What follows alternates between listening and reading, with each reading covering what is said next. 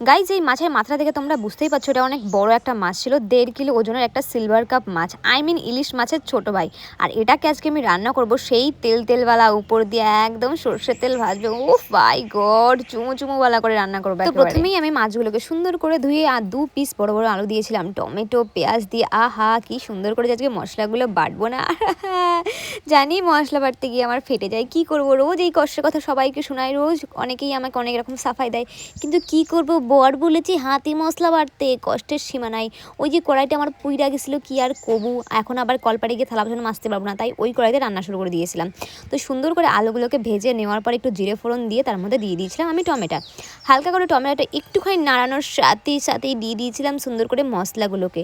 মশলা দেওয়ার পরে পরিমাণ মতন পরিমাণ মতন কী দিলাম, ও হ্যাঁ, লবণ আর হলুদ। সালা সব কিছু ভুলে যায়, মাথা মোটা হয়ে গেছে আমার। যাই হোক, দিয়ে সুন্দর করে নাড়িয়ে এটাকে কষা করে আমি করেছিলাম।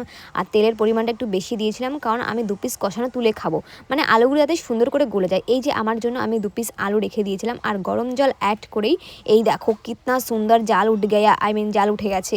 তো এর মধ্যেই মাছগুলোকে সুন্দর করে দিয়ে দিয়েছিলাম। তোমরা আজকে কি একটা জিনিস খেয়াল করেছো, যে আজকে আমাদের বাড়িতে কিন্তু মাছের পরিমাণ খুব অল্প, কারণ রোজ রোজ বর এত মাছ নিয়ে আসে যে প্রতিদিন মাছ আমাদের থেকে যায়। তারপরে এখানটা আমি ধনেপাতা অ্যাড করে তার মধ্যে গরম মশলাটাকে অ্যাড করে দিয়ে সুন্দর করে নাড়িয়ে ফেলেছি। ও মাই গড, তরকারিটা দেখে আমার জিভে এখনই জল চলে এসছে।